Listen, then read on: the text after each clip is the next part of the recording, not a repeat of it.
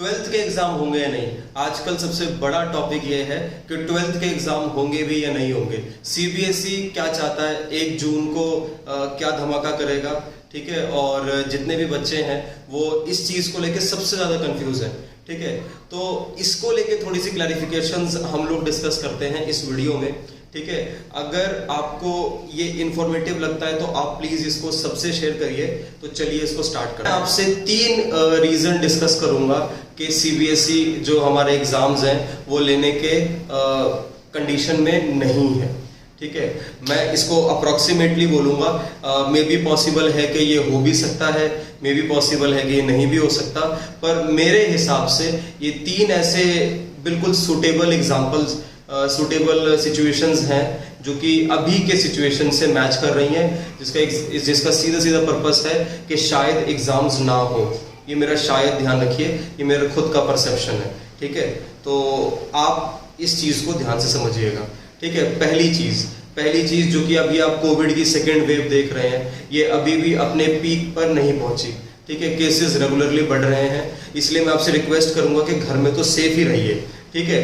But हाँ, अभी क्योंकि जो सिचुएशन चल रही है ये 1 जून तक रिकवर हो पाएगी या नहीं हो पाएगी, ठीक है। उसके बेसिस पे जो एक्सपर्ट्स हैं, डॉक्टर्स हैं, वो लोग कह रहे हैं कि भाई रिकवरी करने में टाइम लगेगा, ठीक है। तो यानी कि फर्स्ट पॉइंट ये है कि जो कोविड का केस है शायद हमारे एग्जाम्स 1 जून से ना आगे हो।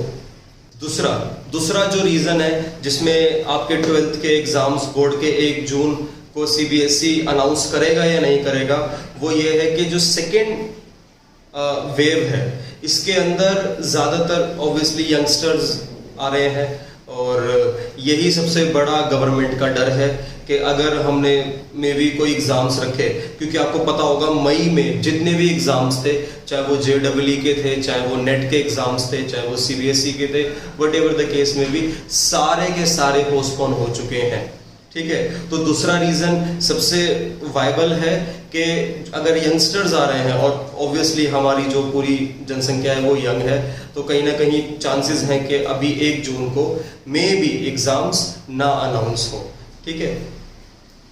तीसरा और मोस्ट इंपॉर्टेंट रीजन ये है कि दिल्ली यूनिवर्सिटी के एग्जाम्स, दिल्ली यूनिवर्सिटी के एंट्रेंस टेस्ट या फिर और भी कॉलेजेस के एंट्रेंस टेस्ट, ठीक है। पिछली बार का अगर मैं आपको एग्जांपल दूं तो पिछली बार भी ऐसा ही हुआ था, कोविड की वेव आ गई थी और जितने भी दिल्ली अपना 12th के एग्जाम्स थे जो पेंडिंग बचे हुए थे, कुछ हो चुके थे, कुछ बचे हुए थे, उनको भी पिछले प्रीवियस मार्क्स के बेसिस पे निकाल दिया गया था, ठीक है। और पॉसिबल है कि वो इस बार भी कुछ ऐसे ही कर सकते हैं 12th को लेकर, ठीक है।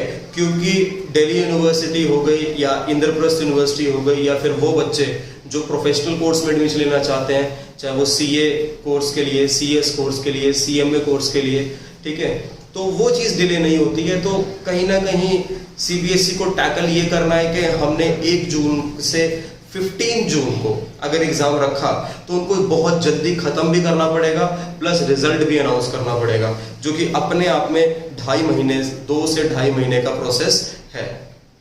तो अब इसमें आप क्या कर सकते हैं? क्या भाई आपके लिए ये सिचुएशन बहुत बढ़िया हो गई कि चलो भाई ठीक है, बढ़िया हुआ, एग्जाम्स नहीं होंगे, ठीक है। देखो, मैं सिंपल सी एक फिलॉसफी पे आपको बातें बताता हूं कि कहीं ना कहीं आप अपनी मेंटालिटी को थोड़ा चेंज करो, ठीक है।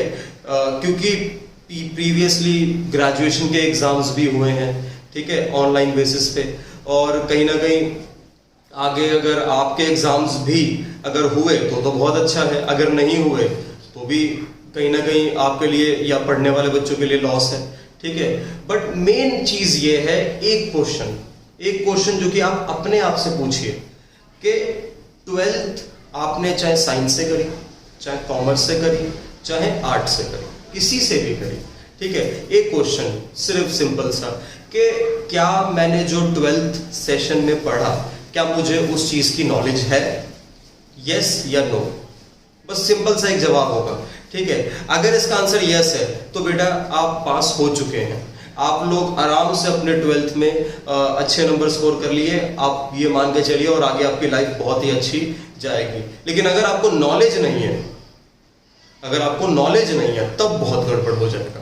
ये मैं अगली वीडियोस में डिस्कस करूंगा, पर मैं एक छोटा सा हिंट दे दूं आपको कि एक बात सोचिए, जितने भी बच्चे होंगे, अगर सीबीएसई ने डिसीजन लिया कि भाई एग्जाम्स नहीं होंगे, फॉर एग्जाम्पल अगर डिसीजन लिया नहीं होंगे, सारे बच्चे पास हो जाएंगे, यानी कि सारे बच्चे, सारे स्टूडेंट्स एक लेवल पर होंगे, कोई फेल नहीं होगा, कोई भी मतलब ऑब्वियसली कंपार्टमेंट नहीं होगी, तो सारे के सारे लोग एक लेवल पे निकलेंगे और सारे एट पार होंगे। तो आप सोचिए कितना मुश्किल कंपटीशन हो जाएगा। ये छोटा सा हिंट है, आप इसको सोच के देखिएगा, ठीक है।